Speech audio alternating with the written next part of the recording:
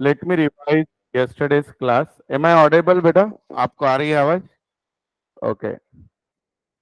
So first of all हम लोग क्या सीख रहे थे? We are trying to understand accounts concept, convention and principle. बराबर है?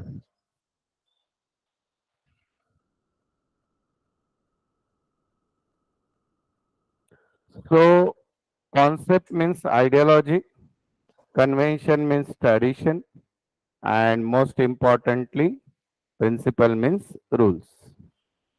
ये तीनों भी चीजें आपको कभी भी कॉलेज में इतने डेप्थ में नहीं सिखाई जाएंगी. दे थिंक ये आपके लेवल की नहीं है. मैं तुम्हाला झेपणार नाही असं त्यांना वाटतं. पण तुम्ही मला सांगा, you are attending last 2 lectures. Have you understand, yes और नो? समझ में आया सब कुछ? आज आप, मैंने अगर एक सेंटेंस बोला तो आप उसका कॉन्सेप्ट बोल पाओगे बेटा? मी जर एक सेंटेन्स तुम्हाला सांगितलं तर हा कोणता कॉन्सेप्ट आहे सांगता येईल का सगळ्यांना? Now I am saying first sentence. Transactions are recorded at their cost, not at current market price. Cost concept. Very good, beta. Then, beta, second है, number 2. Revenue is only recognized when it is realized. Realization concept. Very good.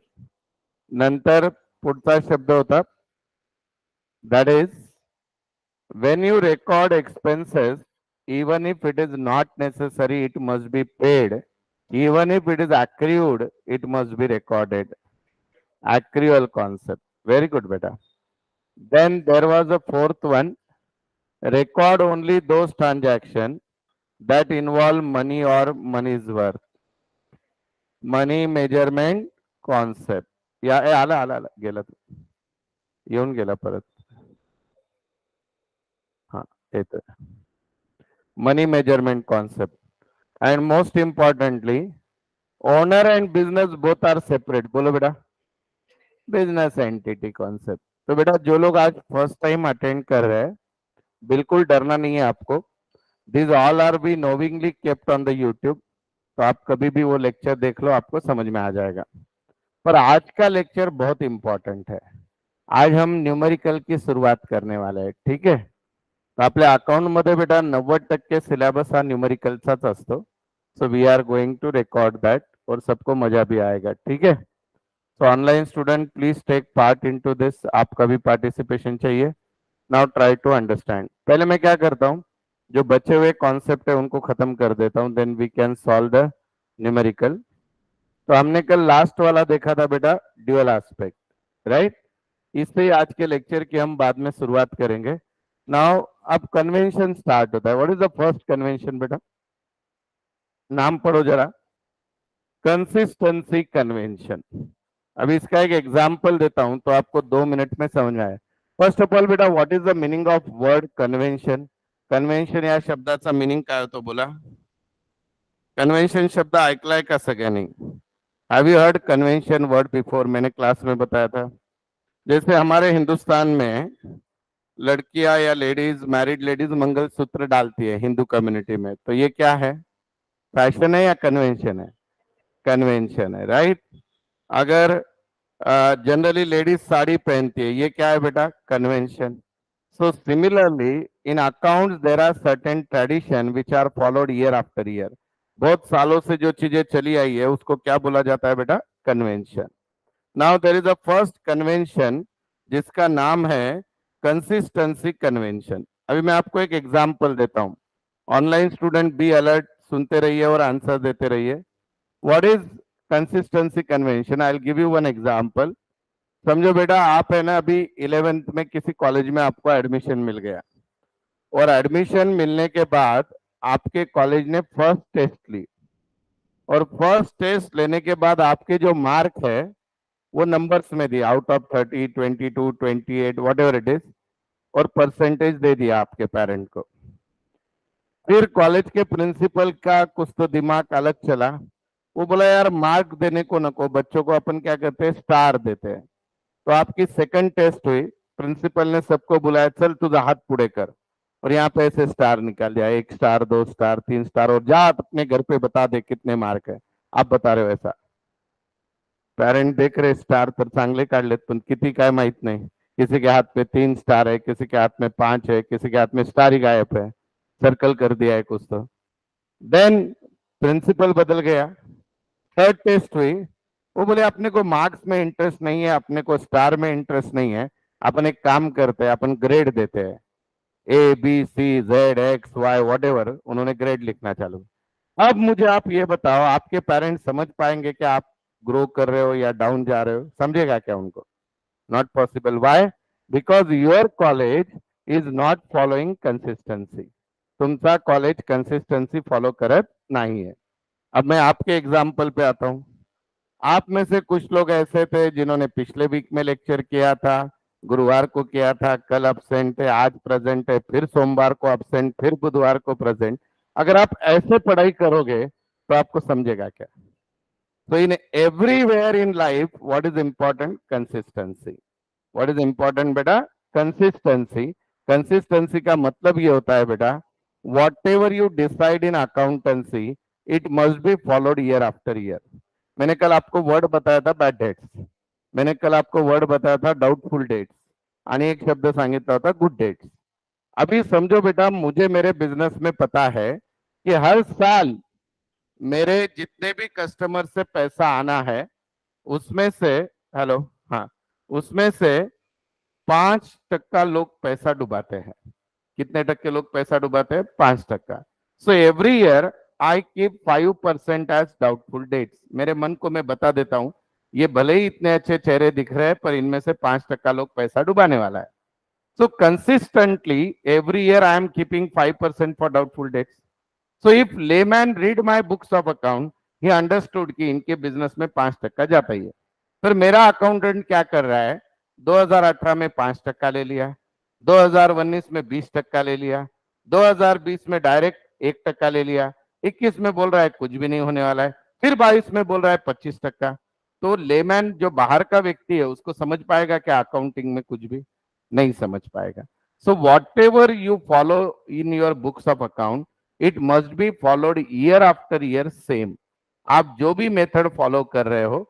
अच्छा, आप सबको पता है क्या कि बहुत से लोग डाइट करते हैं, बहुत से लोग जिम को जाते हैं, पर कितना भी कुछ भी कर लो उनकी हेल्थ है वैसी रहती है। वाई?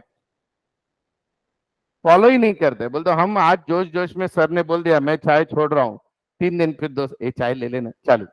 फिर मैं बोला मैं रोज जिम को जाऊंगा, 3 दिन फुल जोश में 31 दिसंबर को किया, या बर्थडे के दिन आज से अपन जिम जाने वाले, 7 दिन गए, 8वें दिन वापस सोया हुआ है। So if you are not in your study also, आपने आज से डिसाइड किया भले ही 11th है, मैं रोज 1 घंटा कुछ भी हो जाए पढ़ाई करूंगा, तो is that going to make a growth? Yes. पर आप अचानक 8 8 दिन में 10 घंटा पढ़ाई कर रहे हो लेकिन हफ्ता भर नहीं कर रहे हो, तो ग्रोथ होगी क्या बेटा? नहीं होगी। So in every aspect of the life what is important? Consistency. तो कंसिस्टेंसी कन्वेंशन क्या बोलता है? जैसे मैंने कल आपको बताया कि I follow cash system of accounting because I am a service provider. पर बिजनेसमैन जो होता है वो मर्केंटाइल सिस्टम फॉलो करता है। पर आपका अकाउंटेंट हर बार नया नया कर रहा है, एक साल कैश सिस्टम, एक साल मर्केंटाइल, तो इनकम निकालते आएगी क्या बेटा? नहीं आएगी। So what ever system you followed in business, it must be consistently followed. तो इसको कौन सा कन्वेंशन बोलते हैं बेटा? कंसिस्टेंसी। अभी नेक्स्ट वाले को पढ़ना भी डिफिकल्ट है, समझना उससे ज्यादा डिफिकल्ट है। क्या नाम है बेटा इसका? बोलो। कंजर्वेटिज्म। क्या नाम है बेटा? कंजर्वेटिज्म। एक बार आप पढ़ो, आपको मेरी कीमत भी समझेगी कि मैं एक्सप्लेन करने के बाद कितना अच्छा समजता है। तुम्ही तुमचं वाचा आणि तुम्ही मला सांगा कंजर्वेटिज्म काय आहे। पढ़ो बेटा, स्क्रीन पे है conservatism. Just read it.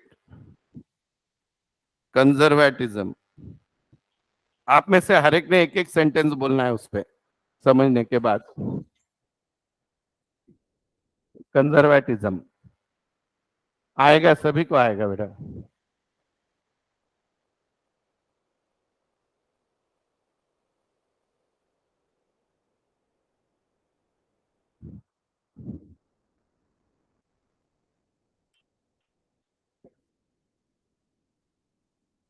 Conservatism मैं आपको आपके एग्जाम्पल दूंगा तो आपको 1 मिनट में समझ में आ जाएगा, लेकिन आज मेरी अपेक्षा है कि आप पढ़ो और फिर मैं पूछूं। कंजर्वेटिज्म, लॉ ऑफ कंजर्वेटिज्म बोलते हैं डे टू डे लाइफ में।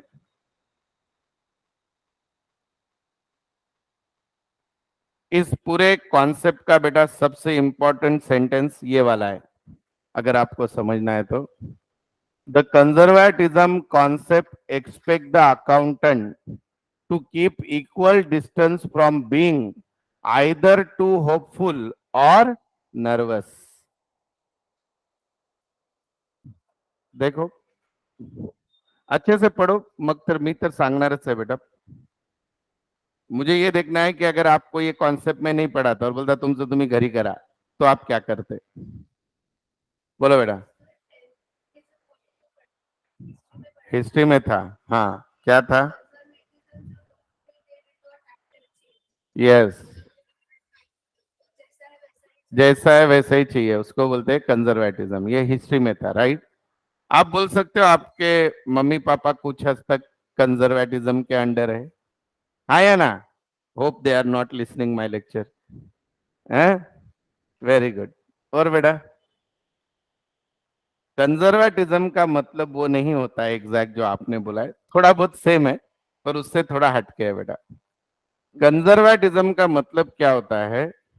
आपण संस्कृत मध्ये एक श्लोक आहे, तुमच्यापैकी काही जण तसे असू शकतात आयुष्यात।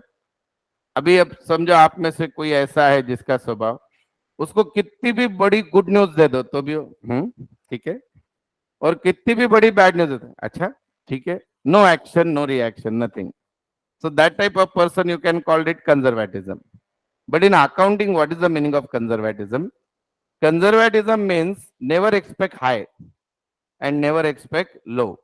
You should be as it is. जैसे हो वैसे रहो, बोलो नाटक मत करो, बोलने का मतलब। तो सर इसका और अकाउंटिंग का क्या कनेक्शन है? मैंने कल का एग्जाम्पल फिर रिपीट करता हूँ। समझो बेटा, मेरा कल फर्स्ट डेमो लेक्चर था और क्लास में आप 100 लोग बैठे थे और मैं बोल रहा हूँ वाह 100 स्टूडेंट इंटू 30,000, 30 लाख की इनकम हो गया, डांस कर रहा हूँ, ये खरीदी कर रहा हूँ, वो कर रहा हूँ। फिर पता चला एक भी नहीं आया आज सर को हाथ लगाने के, so I was too high, right. या ऐसे हुआ कि कल क्लास में एक भी बच्चा नहीं था लेकिन ऑनलाइन 50 थे और एक ने भी 1 रुपया भी नहीं भरा, और मैं ऐसे सर को अब मेरा क्या होगा, मेरे ईएमआई कैसे जाएंगे, मर्सिडीज का हफ्ता कैसे जाएगा, ये वो सब कहां से लाऊं मैं पैसा? ऐसे सर देवाला चाललोय, डोका आपटतोय, सगळं करतोय, दैट इज ऑल्सो रॉन्ग। अरे 50 लोगों ने अटेंड किया, कोई तो आएगा। तो that should be I must be little bit positive. तो अकाउंटिंग करते समय आपने खुद होके एक्सपेंसेस होंगे ऐसा एज्यूम नहीं करने का, और खुद होके इनकम भी होगी ऐसे एज्यूम नहीं करने का। जो रियलिटी है उसको एक्सेप्ट करो। अब मैं आपके एग्जाम्पल पे आता हूं, जिंदगी में कंजर्वेटिज्म नहीं बोलोगे तुम। तुम्हारे सबका क्लास 10th का एग्जाम्पल, आपने क्या किया, एक पेपर आपको बहुत डिफिकल्ट गया, बहुत ज्यादा टफ, पहले से ही आपको समझो, से फॉर एग्जाम्पल मैथमेटिक्स के वांदे थे आपके पहले से, पढ़ाई भी खराब की और उसके बाद पेपर भी हार्ड आ गया, सगळ्यांना अवघड गेला पेपर। मग घरी आलात, तुम्ही काय केलात, मार्क बघून घेऊ किती येतात। आता तुम्ही एवढे निगेटिव्ह फील करतायत, तुमचे काही प्रश्न बरोबर आलेले आहेत तरी तुम्हाला वाटतं नहीं गलत होगा गलत होगा। तुमने तुम्हारे मार्क काउंट किए, आपने 100 में से खुद को कम कम निगेटिव थे आप, कम कम मार्क देके आपको लग रहे पप्पा 25 मिळणार आहेत, काय करूं, राइट। फिर रिजल्ट आ गया और रिजल्ट में पता चला यू गॉट 50 मार्क्स 50 या 48 मार्क्स, तो ज्यादा आ गए, so you were assume negative.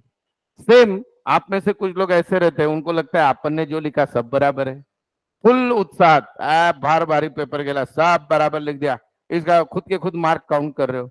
100 में से घर पे बैठ के पापा को बोले अपने को तो 90 प्लस मिलने वाले हैं मैथ्स में, रिजल्ट आया फुल सिली मिस्टेक्स और आए 55 मार्क 55। तो that is again over thinking.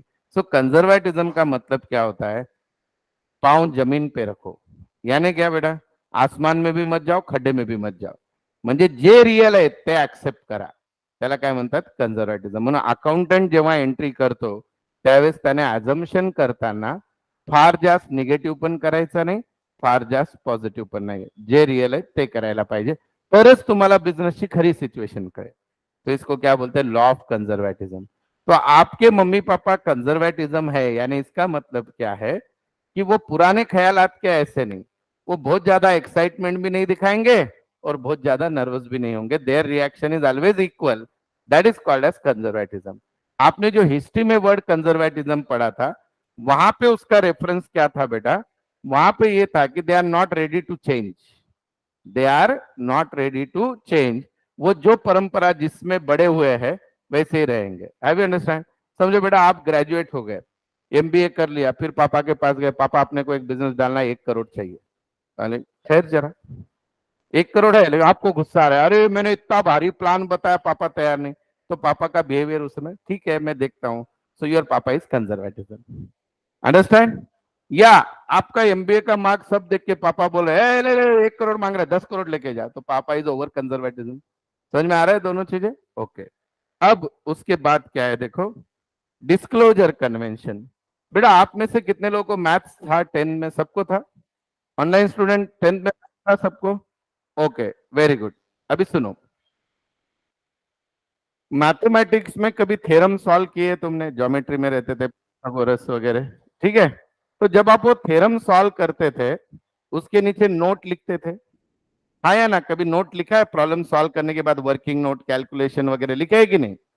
तो उस वर्किंग नोट को सेम वैसे ही अकाउंटिंग के बुक्स ऑफ अकाउंट बनने के बाद भी लिखना पड़ता है। बोल तो, नया आदमी जब आपकी बुक्स ऑफ अकाउंट पढ़ रहा है तो उसको समझे कि भैया ये कहां से आया है, तो उसको बोलते हैं डिस्क्लोजर। और एक एग्जांपल देता हूं, बेटा आप सबका रिजल्ट है 10th का आपके पास, अभी है क्या आपके पास? मोबाइल में है? तो अगर आप उस रिजल्ट में देखोगे, रिजल्ट के मार्क्स दिए हुए बराबर है, और नीचे बहुत सारी चीजें दी है कि 35 मार्क्स यानी पासिंग, 60 30 40 टू 60 यानी second class, 60 and above is a first class, 75 के ऊपर डिस्टिंक्शन, फिर बोला है प्रैक्टिकल के मार्क्स यानी ये, थ्योरी के मार्क्स यानी, ऐसे बहुत सारे नोट है देखो आपके रिजल्ट के नीचे लिखे हुए, स्टार दे के लिखा हुआ है। तो what is that? That is disclosure. तो वैसे ही बुक्स ऑफ अकाउंट जब आप बनाते हो, तो नए आदमी को आपने क्या क्या गुल खिलाए हैं, वो अमाउंट कहां से आए हैं, वो पता रहने के लिए जो वर्किंग नोट लिखी जाती है, उसको क्या बोलते हैं बेटा? डिस्क्लोजर। अगर आप डिस्क्लोजर नहीं करोगे तो दुनिया को समझेगा कि आपके बिजनेस में क्या चल रहा है। मैं आपके बिजनेस में नहीं हूं, लेकिन मुझे आपके बिजनेस में इन्वेस्ट करना है, मुझे रिलायंस कंपनी के शेयर में पैसा डालना है, लेकिन रिलायंस कंपनी जो है वो मुझे बता ही नहीं रही है कि उसका प्रॉफिट आया कैसे, उसने इस साल क्या दिए लगाए, तो that is called as what बेटा? डिस्क्लोजर। तो डिस्क्लोजर म्हणजे वर्किंग नोट, जो भी आप अकाउंट लिख रहे हो उससे रिलेटेड चीजें उसके नीचे होनी चाहिए। देन व्हाट इज नेक्स्ट बेटा, पढ़ो ये क्या है? Materiality convention. बहुत बहुत इंटरेस्टिंग है बेटा, materiality convention. Anybody in the classroom can tell me the meaning of word materiality? बड़ा वेरी गुड। और कुछ? मटेरियल यानी आपको रॉ मटेरियल बोलना है? नहीं, हो सकता है, ओके। ऑनलाइन स्टूडेंट आपको क्या लगता है? ये पढ़ो कन्वेंशन, फिर मुझे बताओ। 1 मिनट में एग्जाम्पल पढ़ते ही समझ में आ जाएगा बेटा। पढ़ो पढ़ो सब लोग, ये इजी है कन्वेंशन। ये ऐसा टॉपिक था, ये अगर किसका मिस भी हो जाए तो नुकसान नहीं, और मालूम हो जाए तो बहुत सारा फायदा भी है, क्योंकि आपको अकाउंटिंग डेप्थ से समझ में आ जाएगी, इसलिए ये पढ़ाते ही नहीं कॉलेज में topic. Materiality convention, materiality convention.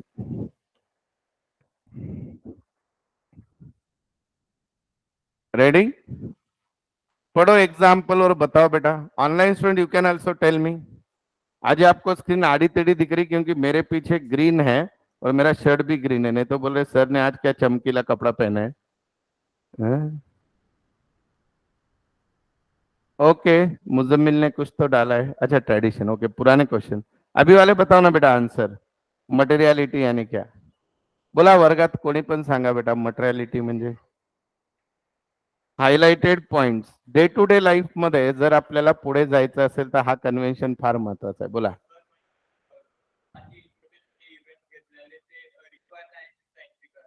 Okay okay, very good. बेटा आप समझो, अभी पंतप्रधान मोदी है, उनका काम है कि अपने देश का नाम बड़ा करे, पूरे देश के बारे में सोचे। और मोदी अच्छा काम कर रहे, भाषण दे रहे, और भाषण देते समय उनके शर्ट का यहाँ का एक बटन टूट गया। अब पूरे देश की 150 करोड़ जनता बोल रही है क्यों शर्ट का बटन टूट गया। तो मुझे बताओ, मोदी के काम का और शर्ट का बटन टूटने का कोई कनेक्शन है? तो हम उस पर फोकस कर रहे हैं, ये सही है या गलत है? गलत है। So like doing accounting, ignore small small things, your focus must be on bigger thing. It does not mean कि small thing should not be recorded, but unnecessary importance should not be given. Example देता हूं। समझो बेटा, मेरे office में रोज का खर्चा 1 लाख रुपया होता है। एग्जाम्पल है, 1 लाख रुपए होता है। मेरे अकाउंटेंट ने क्या किया, कल ओंकार ने जेरोक्स लाई 3 रुपए की, 3 रुपए की जेरोक्स लाई, और 10 रुपए की जेरोक्स लाई समझो। और अकाउंटेंट ने एंट्री करते समय जेरोक्स की जगह चाय पे पैसा डाल दिया, टी एक्सपेंसेस। तो कोई बहुत बड़ा बात हो गया क्या? खर्चा तो खर्चा है, 10 रुपए ही है। 1 लाख के अंदर 10 रुपए यानी 0.01%। खाली गलती क्या हो गई, जेरोक्स की जगह चाय पे चला गया, खर्चा तो ऑफिस का है। अब आपका सीए आ गया, ऑडिट कर रहा है, 2-3 पैराग्राफ लिख दिया, you are misbehaving, you are knowingly showing the expenses of Xerox to the T so that we come to know T expenses are more and Xerox expenses लिख रहा है 2-3 पैराग्राफ। जरूरत है क्या? म्हणजे लहान गोष्टीला महत्व देऊ नका, मोठ्या गोष्टीवर फोकस करा। परंतु याचा मिनिंग असा नाही की लहान सगळं सोडून टाकायचं। You should record but your focus should not be on that. छोटी छोटी चीज, हमको लाइफ में आगे बढ़ना है तो क्या करना पड़ेगा? यही फॉर्मूला है ना लाइफ का भी। क्या करना पड़ेगा लाइफ में आगे बढ़ना है तो? Materiality convention. चिल्लर चिल्लर लोग आपको हर दिन तकलीफ देंगे। मे भी आपके कोई फ्रेंड का कॉमर्स घेतला त्यानं गप बस 2 वर्षांतर तू पण कॉमर्सला आहे। आपको मैं एक बोलता हूं, मेरे पास अभी 4 एडमिशन ऐसे हुए हैं सीए फाउंडेशन को, चारों भी जेई नीट की तैयारी कर रहे थे, चारों भी जेई एडवांस तक पहुंच गए। अब लग रहा है नहीं यार, साइंस में अपन कुछ नहीं कर पाएंगे, अभी छोड़ दिया उन्होंने 12th साइंस और सीए फाउंडेशन। क्यों ऐसे हुआ पता है आपको? आपके 10th के मार्क ही फेक है। आप क्या बोल रहे हो सर, मैं क्लास छोड़ दूंगा? हाँ, हमको ऐसा नहीं बोलने का। अरे बेटा, 10th के मार्क फेक है यानी क्या है कि आपके 20% मार्क्स तो प्रैक्टिकल के हैं, वो फुकट भी है, आपको भी पता है, मुझे भी पता है, बराबर है। अब बचे 80%। उस 80 में भी जब परसेंटेज बताए गए वो बेस्ट ऑफ 5 है, फिर और एक फेक यानी और 20%। तो मेरे समय पे अगर मुझे 10th में 80% थे और आपको अभी 80 है, तो अपना कंपैरिजन 45 और 80 का है। हमको प्रैक्टिकल नाम का पता ही नहीं था, 20 100 पे की 100 का पेपर होता था। बेस्ट ऑफ 5 तो जिंदगी में मालूम नहीं, वो एक सब्जेक्ट जो सबसे गंदा था उसके कारण सबसे नीचे आ जाते थे हम, और तुम तो उसके कारण सबसे ऊपर जा रहे हो, बराबर है। तो उसके कारण क्या हो रहा है, जैसे ही आपका 10th का रिजल्ट मम्मी पापा को दिख रहा है 90, 95, 98, माझा पोरगा डॉक्टर बनना, खत्म। माझी मुलगी इंजीनियर बन, वो बेटा बेटा उसको ना फिजिक्स का कुछ आता है ना मैथ्स अच्छा लगता है, डाल दिया जेई में। मग बोमलत बस 2 साल बाद तारे जमीन पर 3-3 लाख 6 लाख रुपए फीस वेस्ट जेई की नेट की, और फिर बोलता है पापा मला जमत नहीं। अच्छा कर भी लिया तो इंजीनियरिंग के पहले ही साल में 4 सब्जेक्ट डाउन, मैथ्स कुछ भी नहीं आ रहा है, फिजिक्स कुछ भी नहीं आ रहा है। तो बेटा, आपके परसेंटेज से ज्यादा आपको क्या करना है, दैट इज मोर इंपॉर्टेंट। ठीक है? तो मटेरियलिटी कन्वेंशन क्या बोलता है, दुनिया क्या बोलती है उस पर ध्यान मत दो, छोटी छोटी चीजों को इग्नोर करो। कोई ने आपको बोल दिया तू खराब है, हाँ बाबा मैं खराब हूं। कोई ने बोला तू अच्छा है, तो हवा में मत आ जाओ, जो है वो है, but reality you should accept and you must give. अभी आपका फोकस क्या है, बाबा मुझे सीए करना है, then you should focus on that, small small thing should be ignore. So materiality का मतलब क्या होता है, अकाउंटेंट जब आप हो तो छोटी चीजों को इग्नोर करो, you should focus on the bigger part of the screen. अपना प्रॉब्लम क्या है आप सबको पता है ना, ये स्टोरी आपने बहुत बार देखी होगी, मुझे नहीं पता, चलो नहीं देखी तो अभी देखते हैं हम लोग। स्टोरी नहीं बता रहा हूँ रे बाबा, कुछ तो ड्रॉ कर रहा हूँ। एक ही मिनट, आज पेन ऑन ही नहीं किया मैंने, एक मिनट बेटा।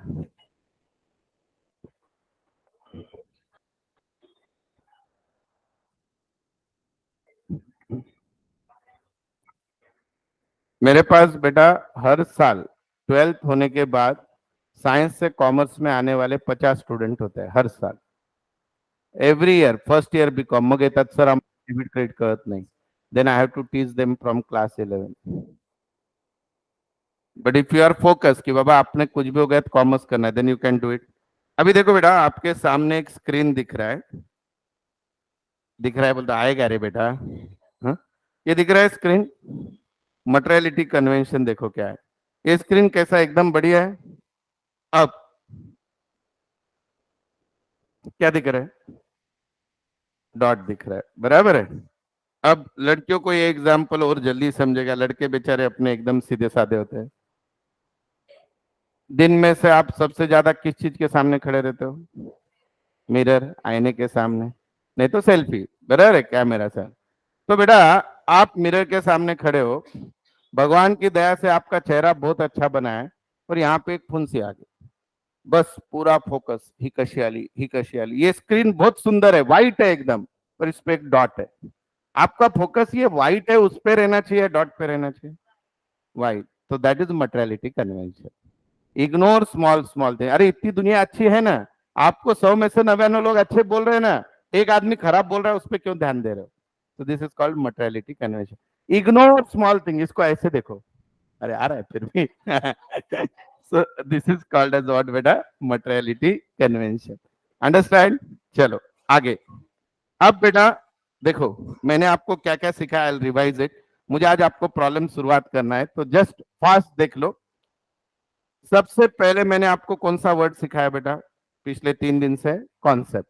कॉन्सेप्ट का मतलब क्या होता है? आइडियोलॉजी. क्या मतलब होता है बेटा? आइडियोलॉजी. इसको और अच्छे से बोलो तो क्या बोलते हैं? अजम्पशन. ऐसे अज्यूम करो तो एंट्री अच्छी होगी. तो आपको मैंने बेटा टोटल 7 कॉन्सेप्ट सिखाए.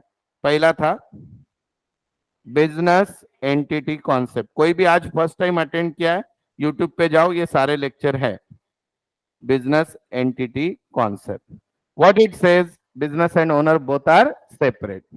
फिर बेटा मैंने सिखाया आपको सेकंड, मनी मेजरमेंट कॉन्सेप्ट. हाँ या ना? मनी मेजरमेंट कॉन्सेप्ट क्या बोलता है बेटा?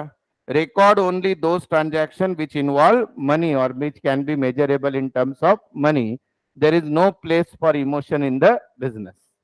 तीसरा कौन सा सिखाया बेटा? Cost concept. Record transaction at historical cost, not at their present value. आपने बिल्डिंग 50 लाख 10 साल पहले ली थी, तो आज भी बुक्स ऑफ अकाउंट में 50 लाख ही दिखेगी. देन बेटा फोर्थ कॉन्सेप्ट सिखाया कल आपको मैंने, रियलाइजेशन कॉन्सेप्ट या गोइंग कंसर्न. रियलाइजेशन क्या बोलता है? When you assume your revenue या income, always record only realisable, not assumption. जो सही में आने वाली है वही रिकॉर्ड करो, जो एजम्पशन बेस है वो मत करो, नहीं तो आपका प्रॉफिट गलत आएगा. पांचवा कॉन्सेप्ट था बेटा accrual. When you record paid expenses plus payable because they are already incurred. फिर बेटा था life of the business is indefinite. क्या था बेटा? Going concern concept. मैंने आपको एग्जांपल दिया था, आप मुंबई जा रहे हो वगैरह, right. Then there was number 7. 7 कौन सा था बेटा? ड्यूअल एस्पेक्ट, जिस पे आज का लेक्चर लेना है अपने को. ड्यूअल एस्पेक्ट कॉन्सेप्ट, ये वापस से एक बार होगा अभी, तो उस पे क्योंकि प्रॉब्लम्स है. Dual aspect concept. देन बेटा नंबर 8, आज आपको मैंने कन्वेंशन स्टार्ट किए. पहला क्या था बेटा? कंसिस्टेंसी, बराबर है. देन क्या था सेकंड, 9 नंबर, कंजर्वेटिज्म. बराबर बोल रहा हूं क्या बेटा? फिर क्या था बेटा? डिस्क्लोजर. हाँ या ना? और लास्ट था मटेरियलिटी. अगर मुझे इनको एक एक लाइन में बोलना है, कंसिस्टेंसी यानी what ever method of accounting, what ever adjustment you follow, it must be followed year after year. Conservatism बोलता है never low never high, you should be what ever it is. Disclosure, whatever you do, put their notes so that layman can understand. And last one, materiality, never give importance to small thing, your focus should be on the bigger. अब ये हो गए concept convention. अब आती है बेटा नाम principles. Principal यानी क्या, समझ के लो. हमारे देश में अकाउंट से रिलेटेड, आपको पता है कि अकाउंटिंग जो सब्जेक्ट है, हाँ क्या हो बेटा, अकाउंटिंग जो सब्जेक्ट है ये पूरा सब्जेक्ट वर्ल्ड वाइड चलता है, नॉट इन इंडिया. तो वर्ल्ड वाइड समझो, माइक्रोसॉफ्ट का एक ब्रांच इंडिया में मुंबई में है, और रिलायंस का एक ब्रांच समझो दुबई में है. तो दुबई की अकाउंटिंग और मुंबई की अकाउंटिंग मैच होनी चाहिए. माइक्रोसॉफ्ट के यूएस की अकाउंटिंग और इंडिया की अकाउंटिंग मैच होनी चाहिए। ये वर्ल्ड वाइड यूनिफॉर्मेलिटी आने के लिए हमारे इंडिया में एक बॉडी बनाई है जिसका नाम है ICAI, institute of chartered accountant of India. वो क्या करते हैं, अकाउंटिंग के हर चीज से रिलेटेड रूल्स बनाते हैं। जहां जहां पे भी ऐसे लगता है कि डिस्प्यूट है कि वर्ल्ड में कुछ अलग चल रहा है, इंडिया में कुछ अलग चल रहा है, और इंडिया में भी हर कंपनी कुछ अलग अलग कर रही है, तो उसके लिए जो वो रूल बनाते हैं बेटा, उसको बोलते हैं अकाउंटिंग स्टैंडर्ड। क्या बोलते हैं बेटा? Accounting standard. ये अकाउंटिंग स्टैंडर्ड बनाने का पूरा अधिकार ICAI को है, no doubt with the permission of central government. ICAI एक सेपरेट ऑटोनॉमस बॉडी है जो सेंट्रल गवर्नमेंट नहीं बनाई है, जिसमें सारे चार्टर्ड अकाउंटेंट है।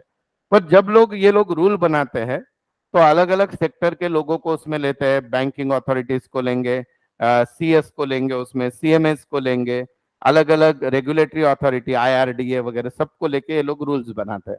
ये रूल्स बनाने के बाद they are trying to match our rules with the world. पर अभी अभी और एक डेवलपमेंट ऐसी हुई है, जस्ट फॉर द नॉलेज, क्या हो गया कि वर्ल्ड के जो स्टैंडर्ड्स है अकाउंटिंग स्टैंडर्ड, वो अलग है और इंडिया के अकाउंटिंग स्टैंडर्ड अलग है। तो अभी ICAI क्या कोशिश कर रहा है कि दोनों में ज्यादा से ज्यादा समानता है। तो उसके लिए बेटा वर्ल्ड के जो अकाउंटिंग स्टैंडर्ड है उसका नाम है international financial reporting system, IFRS। और ये जो है IFRS, यही अब इंडिया में भी मैक्सिमम जगह अंडर अकाउंटिंग स्टैंडर्ड फॉलो हो रहे हैं। And that is nothing but called as what बेटा? प्रिंसिपल। अभी इसमें क्या दिया है, जैसे एक एग्जांपल बोलता हूं, अपने यहाँ पे जैसा AS1 है, ऐसे इनके नाम है 1 2 3 4, ऐसे 30 समथिंग है। तो ये 1 का नाम है डिस्क्लोजर। क्या नाम है बेटा? डिस्क्लोजर। अभी डिस्क्लोजर यानी क्या? AS1 बताता है कि बुक्स ऑफ अकाउंट के नीचे क्या क्या नोट्स लिखनी चाहिए, कौन सी नोट्स लिखना जरूरी है, फाइनल अकाउंट होने के बाद अकाउंटेंट ने किन किन चीजों का स्पष्टीकरण देना चाहिए। तो इसका नाम क्या है? AS1। वैसे ही AS2 है, समझो। AS2 का नाम है, ये आपको याद रखने की जरूरत नहीं बेटा, जस्ट नॉलेज के लिए बोल रहा हूँ, इन्वेंट्री वैल्यूएशन। क्या नाम है बेटा AS2 का? Inventory valuation. यानी साल के एंड में आपके दुकान में, आपके फैक्ट्री में जो गुड्स बचता है उसकी कीमत कैसे निकालने की, सेलिंग प्राइस पे, कॉस्ट प्राइस पे, या और कुछ फॉर्मूला है क्या? ये किस में बताया गया है बेटा? AS2। ऐसे टोटल 29 to 30 AS है जिसके बारे में प्रिंसिपल्स में दिया है। सर हमको ये सब याद रखना है क्या? बिल्कुल नहीं, आपको सिर्फ इतना बोलना है कि प्रिंसिपल्स कौन डिराइव करता है? ICAI। That is called as accounting standard. ICAI क्या बनाता है? Accounting standard which are similar to international accounting standard, जिनका नाम है IFRS। बस इतना ही है। तो बेटा ये एक ऐसा टॉपिक था जो, देखो जैसे यहाँ पे नाम दिया है, दिख रहे? देखो बेटा आपको सबको दिख रहा है? क्या नाम है इसका? Disclosure of accounting policies. 2 का नाम क्या है? पढ़ो। Valuation of inventory. मुझे सारे याद है ये पूरे के पूरे, लेकिन इन जनरल आपको समझे इसलिए इतने सफिशिएंट है। तो बेटा ये एक ऐसा टॉपिक था जो मैंने इसलिए लिया कि अभी भी लोग जागे हो रहे, कॉलेज चालू हो जाए जब तक, और बाद में लेट भी आए तो उनका नुकसान ना हो। अब मैं आज से चालू कर रहा हूँ न्यूमेरिकल के टॉपिक। तैयार हो सब लोग? ठीक है, करें। अब जो मैं, आप नोटबुक में दे दो बेटा, हेडिंग लिखो, सब लोग लिखेंगे, सब लोग लिख के लो बेटा।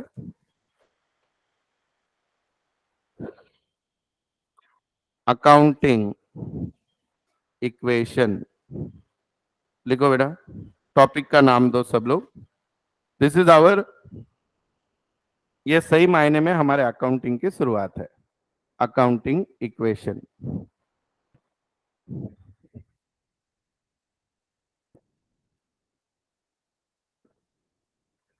लिखा? यहाँ पे आओ, यहाँ लिखो।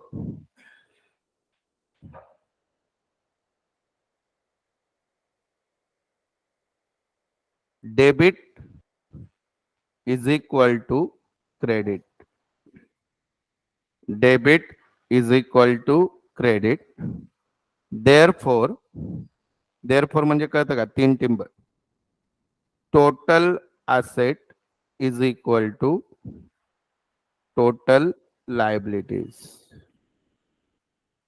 सो फाइनली हमारा फॉर्मूला ऐसे बनता है बेटा, total asset is equal to capital plus outside liability.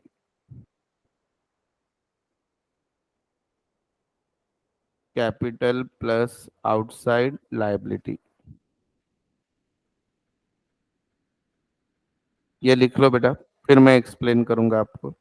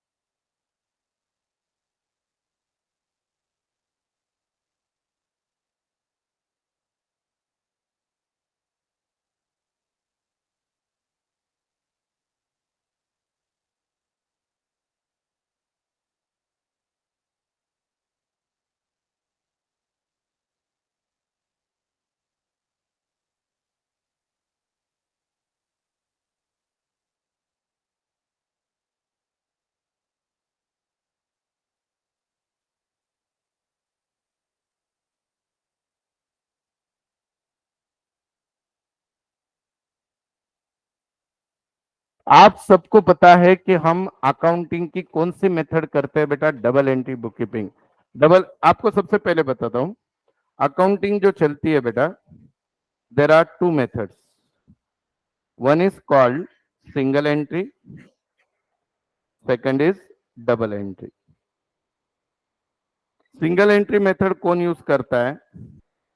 Small vendors या स्मॉल बिजनेसमैन, जिसको अकाउंट आता नहीं है, उसको जैसे जमता है वैसे वो एंट्री करता है, that is called small vendors. For example बेटा, आपके घर के नीचे एक किराना दुकान है, वहां पे कभी आप ऑब्जर्व करना कि आपका समझो वहां पे अकाउंट है, तो आप वहां पे कुछ भी खरीदी बिक्री करो, दुकानदार कुछ भी नहीं लिखता है। रात में उसके पास ऐसे एक लाल कलर का बही खाता होता है, और उसमें लिख देता है आज दिन भर का सेल, कैश सेल 20,000 हुआ, खत्म। तो ही रिकॉर्डेड ओनली वंस। आपने समझो उसके आपके खाते के 5,000 रुपए दे के आ गए, वो लिख देता है 5,000 रमेश के पास से आ गए, खत्म। So he record all the transaction only once. उसको क्या बोलोगे बेटा? Single entry. क्या बोलोगे बेटा सब लोग उसको? Single entry. अब single entry is not scientific, single entry never give you the result, single entry only give some record which are always incomplete. पर फिर उसके लिए मार्केट में आई डबल एंट्री। वो भी कब आई? आज के 600 साल पहले, 1494। किसने लाया? Netaji Subhash Chandra Bose, Luca di Borgo Pacioli. 1494 में Luca di Borgo Pacioli was the person who had given this method called as double entry bookkeeping. तो ये जो डबल एंट्री बुक कीपिंग है, ये डिपेंड ही दो शब्दों पे है बेटा। कौन से दो शब्द? Debit and credit. आज घर पे जाने के बाद please don't try to find out the meaning of debit and credit. इसका कोई मीनिंग ही नहीं है। आप डिक्शनरी कर लो, गूगल कर लो, सब फालतू मीनिंग है। ये इनका मीनिंग कब समझेगा? जब आप अकाउंटिंग करोगे। आप में से फिजिक्स कितने लोगों ने पढ़ा है? फिजिक्स सब्जेक्ट होता है ना तुम्हारा सायन्स मध्ये काहीतरी, होता क्या नहीं? हाँ, अल्फा बीटा गैमा, हाँ सिंबल थे।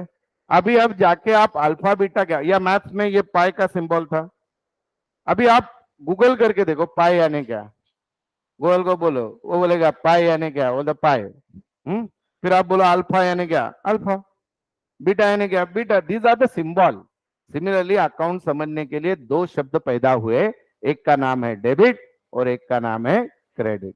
हम लोगों ने हमारे क्लास का ये भी वही लिखा है, theme line, debit worries credit success. क्या लिखा है हमने?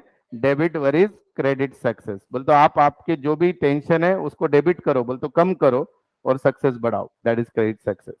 Debit worries credit. तो डेबिट क्रेडिट कोई मीनिंग ही नहीं है डिक्शनरी में, it is just a symbol. Record करने जैसे बेटा मैथ्स में प्लस और माइनस है कि नहीं? वैसे अकाउंट में डेबिट और क्रेडिट है। नाउ अब ये दिमाग में मत लॉजिक कर लेना डेबिट यानी प्लस, क्रेडिट यानी, ऐसा नहीं। मैं बोल रहा हूं आपको कि these are the two opposite symbol, खत्म। डेबिट का एग्जैक्टली अपोजिट क्रेडिट, क्रेडिट का एग्जैक्टली अपोजिट डेबिट। आज तो एक नई चीज आपको बता रहा हूं। डेबिट को बेटा शॉर्टकट में लिखते हैं ऐसे, कभी भी ऐसे ही लिखना आज के बाद जिंदगी में, डी आर। कैसे लिखते हैं बेटा? D are. और क्रेडिट को शॉर्टकट में लिखते हैं सी आर। सर ये ठीक है, वो सी आर, ये डी ई क्यों नहीं है? नहीं नहीं, डेबिट क्रेडिट को सी आर लिख रहा हूं, पहले दो अल्फाबेट। तो डेबिट को क्या चाहिए बेटा? डी चाहिए, पर डी आर लिख दिया। ये क्या है? कुछ तो लोचा है, गड़बड़ है। बोलो क्या है ये? आर क्या है? हाँ, आर क्या है? आर क्या है? राम रहीम क्या है आर? नहीं पता? फिर आपने पूछना चाहिए ना बेटा, क्रेडिट को सी आर है, डेबिट को डी क्यों नहीं है? ऐसे होना चाहिए था ना बेटा। अच्छा नहीं लगता, मैचिंग नहीं होता ना सर, आर आर नहीं है। बोलो बोलो बोलो। क्या डेबिटर का आर है? ओके, वो डेटर है बेटा। हाँ हाँ, डेटर का आर नहीं है वो। हाँ बेटा, D R stand for debit recorded, C R stand for credit recorded. अब समझे क्या गधे लोग? It is not shortcut of credit C R, debit recorded credit recorded. कोई कोई लोग इसको डेबिट रिसीव्ड क्रेडिट रिसीव्ड भी बोलते हैं, but it is debit recorded and credit recorded रहेगा। अभी देखो और एक चीज आज आपको सिखा रहा हूं, मुझे नहीं पता, मैं आज इक्वेशन बता। अरे देखो, डी आर कभी कभी कोई ऐसा लिखेगा, किसको लगता है मैं ऐसा लिखूं, किसको लगता है मैं ऐसा लिखूं? ये कुछ भी नहीं है, ऐसे ही लिखने का हमेशा, 11वीं से आदत लगा लो। D should be capital and R ऐसे वो चार के वैसा, ठीक है। सी आर लिखते वक्त C should be capital, R should be like this, never write like this. अब कोई कुछ चीज लिखने के एक मेथड बन जाती है। अब इसका कोई रीजन नहीं है, हाँ नहीं तो पूछोगे सर ये क्या है, पक्षी उड़ रहा है, हाँ ऐसे कुछ नहीं, ये लिखने की मेथड बन गई। डन बेटा। So D is capital, R is small, C is capital, R is small, D R C R, ठीक है। जैसे आपके अल्फा बीटा गामा है वैसे यहाँ पे डेबिट और क्रेडिट है। तो बेटा ड्यूअल एस्पेक्ट कंसेप्ट क्या बोलता है कि भैया आप जब एंट्री करोगे तो एंट्री करो डबल एंट्री से। एंट्री में कौन सी मेथड फॉलो करो बेटा? Double entry. और डबल एंट्री का मतलब क्या होता है? हर ट्रांजैक्शन के दो पहलू होते हैं, एक होता है डेबिट और दूसरा होता है क्रेडिट। हर ट्रांजैक्शन में दो अकाउंट होते हैं, एक को बेनिफिट मिलता है, एक बेनिफिट देता है। One receives the benefit, one gives the benefit, one comes in, one goes out, that is called debit and credit. All of you with me? झेप्पे का बेटा काय सांगतोय? आगे चल के क्या हो गया बेटा, डेबिट यानी एक्चुअली आप जब साल के एंड में पहुंचोगे तो आपको पता चलेगा सर एसेट यानी डेबिट है और लाइबिलिटी यानी क्रेडिट है। एसेट यानी क्या है बेटा? डेबिट, लाइबिलिटी यानी क्रेडिट। अगर बेटा मैं साल भर में सारे ट्रांजैक्शन ऐसे दोनों बार लिख रहा हूं, कितने भी 1 करोड़ ट्रांजैक्शन हो जाए तो मेरी डेबिट और क्रेडिट सेम ही रहेगी कि नहीं? हाँ या ना? तो अचानक मेरे एसेट और लाइबिलिटी भी क्या रहेंगे बेटा? Same. Means single entry system is applicable to our accounts. Yes बेटा, not applicable, single entry is not scientific system. तो ये दुकानदार छोटे छोटे यूज करते हैं पर वो हम एप्लीकेबल नहीं करते हैं। हमको कौन सी सीखनी है? जो साइंटिफिक है, जो वर्ल्ड वाइड है, जो परमानेंट है, वो कौन सी है बेटा? डबल एंट्री, ठीक है। तो बेटा asset is equal to liability. अब बेटा मैंने, अगर आपको याद होगा, देखो मैंने कॉन्सेप्ट क्यों पहले पढ़ाया आपको, मुझे क्या कोई पागल कुत्ते ने काटा बीच में से पेज नंबर 15 सिखाने को? मैंने आपको इसलिए सिखाया कि आपको जब तक मैं नहीं बताऊंगा ओनर एंड बिजनेस सेपरेट है तो आप तब तक कैपिटल को लाइबिलिटी समझोगे ही नहीं। आप क्या बोले, मेरा ही कैपिटल मेरा ही बिजनेस, क्या लाइबिलिटी बोले, गधे हो गए क्या? लेकिन अब आपको समझ गया है कि बिजनेस अलग है, ओनर अलग है। तो ओनर अगर बिजनेस को पैसा दे रहा है तो बिजनेस उसको क्या बोलेगा? लाइबिलिटी। तो बिजनेस बोलेगा आज न कल मुझे तुझे वापस देना है। तो लाइबिलिटी दो प्रकार की होती है, एक होती है ओनर की, ओनर के लाइबिलिटी को बिजनेस क्या बोलता है? कैपिटल। और एक होता है बाहर वाले की, that is called third party या आउटसाइड। अभी आपको एग्जांपल देता हूं। मुझे बिजनेस में आज 10 लाख रुपए चाहिए, 10 लाख आ गए, तो 10 लाख कैश है, कैश यानी एसेट है कि नहीं बेटा? तो ये 10 लाख आ गए। मैंने क्या किए, मैंने मेरे बिजनेस को, मेरा घर बेचकर 8 लाख रुपया दिया। कितना दिया बेटा? 8 लाख। मैं कौन हूं इस बिजनेस का? ओनर। तो मैं जो दिया वो क्या हो गया बेटा? कैपिटल। पर मैं बोल रहा हूं बिजनेस में 10 लाख आए और मैंने 8 ही दिए, इसका मतलब क्या हुआ बोलो? 2 लाख किसी से लोन लिए मैंने, हाँ या ना? हाँ या ना? या मैं आपको बोल रहा हूं कि बिजनेस में 10 लाख आए और मैंने किसी से 2 लाख लोन लिया, तो इसका मतलब क्या हुआ? मेरे 8 लाख है।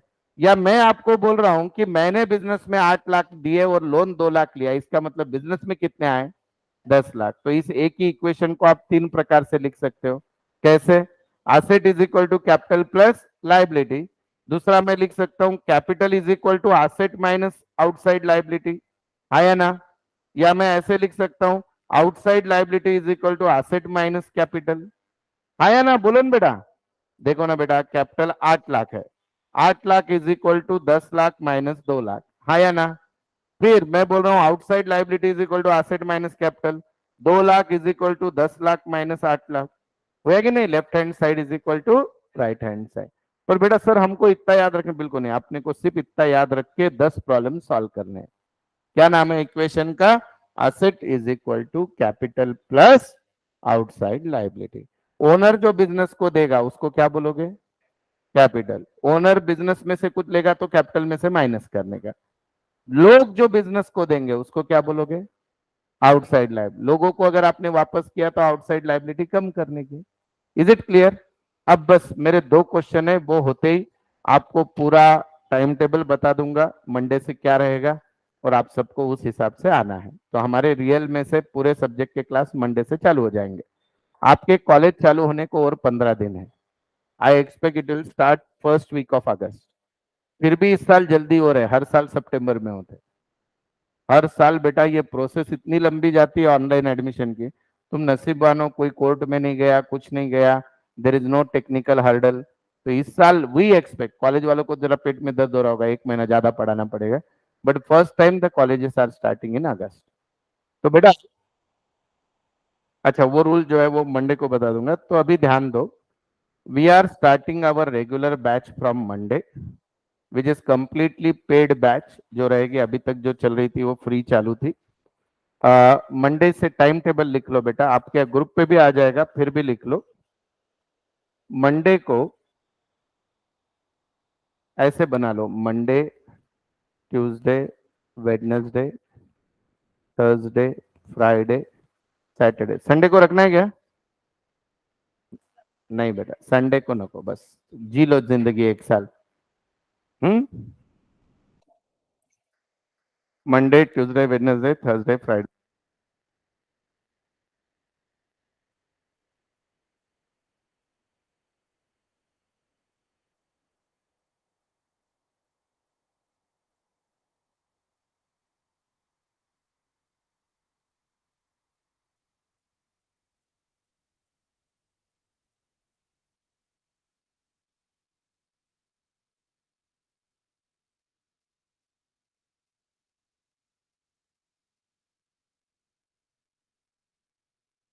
टाइम टेबल ऐसे रहेगा,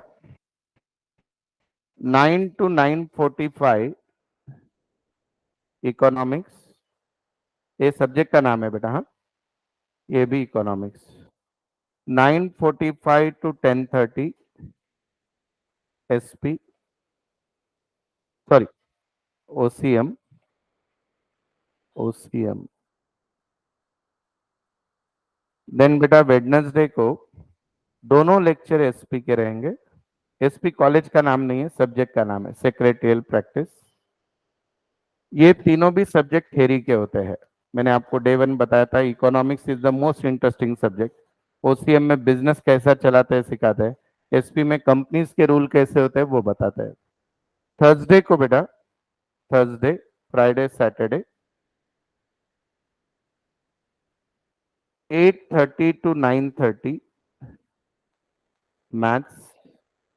जिनका मैथ्स है, जिनका एसपी है, उनका जनरली मैथ्स नहीं होता, रेयरेस्ट केस में रहेगा। और बेटा 9:30 to 10:30 हम मिलेंगे अकाउंट्स को, अकाउंट्स, अकाउंट्स, अकाउंट्स।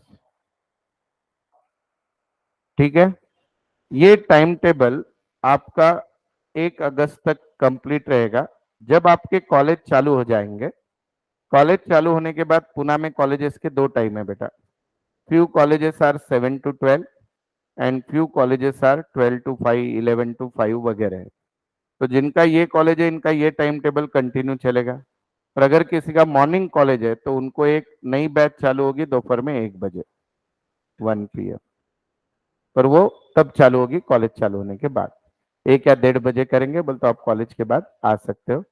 उनका भी टाइम शेड्यूल ऐसे रहेगा, बिटवीन 1 to 3, यानी 1 से 2:30। 12 बजे सारे कॉलेज छूट जाते हैं, पर फिर भी 12:30, 1 आप आराम से आ जाओ तो 1 बजे वो बैच रहेगी। पर वो अभी स्टार्ट नहीं होगी, वो कब होगी बेटा? अगस्त से। अभी आपके कॉलेज भी नहीं है, तो morning time is always better. ठीक है। और बेटा, अगर आपको कॉलेज में जर्मन, फ्रेंच कुछ सब्जेक्ट मिलता है, सो उसके अलग से बैच स्टार्ट होती है, पर दैट विल टेक टाइम। मतलब वो हम अभी से नहीं करते, क्योंकि कॉलेज चालू होने के बाद ही आपको सब्जेक्ट समझेंगे। आईटी के लिए क्लास की जरूरत नहीं है। इंग्लिश को क्लास लगाना है तो इंग्लिश भी बाद में चालू होगा, अगर आपको लगाना है तो। और संडे को जनरली हम लोग कोशिश करते हैं कि आपको पूरा 6 दिन आप आ रहे हो, तो एक दिन आपको ऑफ दे दे। हमारी ये जो बैचेस चलती है, ये आपको बेटा 3 मोड में अटेंड करते आती है, 3 प्रकारे अटेंड करता है। नंबर 1, आप प्रकट होके अटेंड करो, जिसको हम बोलते हैं फेस टू फेस, यानी क्लास में आइए आप लोग। जो लोग क्लास में नहीं आ सकते, जैसे इसमें कुछ लोग पुणे के बाहर के भी है, तो वो लोग हर दिन गूगल मीट पे लाइव अटेंड कर सकते हो। और आपने गूगल मीट का एक्सपीरियंस लिया, it is same like I am teaching in front of you. There are two way communication. समझो बेटा गलती से एक आध दिन बहुत बारिश है, आप आ नहीं पाए, उस दिन ऑनलाइन ज्वाइन हो गए, पर समझो आप कहीं ट्रैवल कर रहे हो, इंटरनेट नहीं है, कुछ नहीं है, तो बेटा ये हर लेक्चर हमारे ऐप में जाता है। और आपको क्लास का एक ऐप है वो डाउनलोड कर लेना है। मैम आपको उसकी प्रोसेस बता देंगे। और वो डाउनलोड करने के बाद आपका कोई भी लेक्चर मिस हो गया, आप चाहिए उतनी बार देख सकते हो। तो we are giving three facility, you decide कि आपको absent नहीं रहना है। इधर attend in front of me और attend by face to face Google Meet और attend with the way of application. और आज तक अपनी जो ये एक महीने की फ्री बैच थी खत्म हो गई है। अब मंगल सोमवार से it is always a paid batch. तो जिन्होंने एडमिशन नहीं लिया है वो ले लो, अभी भी प्रोसेस में, इन टाइम कर लो, नोट्स नहीं मिले वो मिल जाएंगे। दूसरी चीज और एक सुन के लो, इसके अलावा भी पुणे में अलग अलग जगह अपनी ब्रांचेस है, पर वहां पे मैं नहीं पढ़ाता हूँ। मैं यहाँ पे और सातारा रोड दो ही जगह पढ़ाता हूँ। This is the one branch, second is Satara road. तो सातारा रोड में भी दो बैचेस होती है, एक मॉर्निंग में होती है और एक इवनिंग। तो अगर आप उस एरिया में रहते हो, कभी आपको लगा फिरता फिरता मठा तालुआ तिथं जाऊया, तो आप उधर भी आ सकते हो। हर जगह सेम सिलेबस, सेम फैकल्टी, और गालियां भी सेम ही मिलती है। तो there is everything you will get same. तो वो आपको है, तो आप दोनों में से कहीं पे भी आ सकते हो। तो अभी जब तक कॉलेज ना चालू हुए तो ये बैच चालू होगी। मेरी आपसे रिक्वेस्ट है, आपके कोई फ्रेंड्स आपके वैसे अच्छे स्टूडेंट रहेंगे उनको भी बोलो क्लास चालू हो गया है। तो मंडे से बेटा हम फुल फ्लेज सिलेबस चालू करेंगे। पहले पेज से मैं फटाफट रिवाइज करना चालू करूंगा और डायरेक्टली हम अकाउंटिंग इक्वेशन सीखेंगे। पर मंडे को मेरा लेक्चर नहीं रहेगा, मंडे ट्यूसडे वेडनेसडे थेरी के रहेंगे। और जिनका मैथ्स है उनको एसपी को आने की जरूरत नहीं है, यानी बुधवार को। और जिनका मैथ्स है वो आएंगे गुरुवार शुक्रवार शनिवार, पहले मैथ्स और फिर अकाउंट। और थेरी सब्जेक्ट इको। अच्छा, मैं आप सबको बोलूंगा कि आपने समझो आप में से कोई ऐसा रहेगा सिर्फ अकाउंट ही लगाया होगा, in that case also my request is attend one week theory lecture. तो आपको समझेगा कि वो सब्जेक्ट का इम्पोर्टेंस क्या है, वो सब्जेक्ट कितना इंपॉर्टेंट है। एक्सप्लेन, जैसे कंसेप्ट कन्वेंशन में अगर एक्सप्लेन नहीं करता तो आपको इतने मीनिंग डेप्थ में समझते ही नहीं। तो similarly every theory subject is new for you, तो उसके लिए करो। अभी फोर्थ लिस्ट कॉलेज की आई है बेटा, फोर्थ लिस्ट आने वाली है, थर्ड लिस्ट आ गई। उसके बाद भी आपको कॉलेज मिलता है, अच्छा लास्ट में कुछ भी नहीं मिलता है तो अपने टाइप कॉलेजेस है, तो वो लास्ट ऑप्शन में आप वहां पे कर सकते हो। लेकिन कोशिश करो कि आपको जो कॉलेज चाहिए वो मिलता है क्या। देखो अगर जब आप फोर्थ लिस्ट का ओपन होगा वापस सीक्वेंस देने का, वो देने से पहले चेक करना कि कौन से कॉलेज में कितनी जगह अवेलेबल है, फिर उसके बाद सीक्वेंस देना। पता चला बीएमसीसी फुल हो गया, आप फिर भी एक नंबर डाल रहे हो तो लगेगा ही नहीं। तो जो कॉलेज में जगह है उतने डालो। College will start from first week of August. Probably कुछ कॉलेज तो झेंडावंदन नंतर होणार है चालू, but will starting from Monday. Monday से अपना सिंसियरली सब कुछ चालू होगा, nothing is going to repeat. So please join from Monday. Is it clear बेटा? Thank you. Online student bye बेटा। और ये सारे लेक्चर यूट्यूब पे है, कभी गलती से टाइम मिल गया तो देख लेना। यस।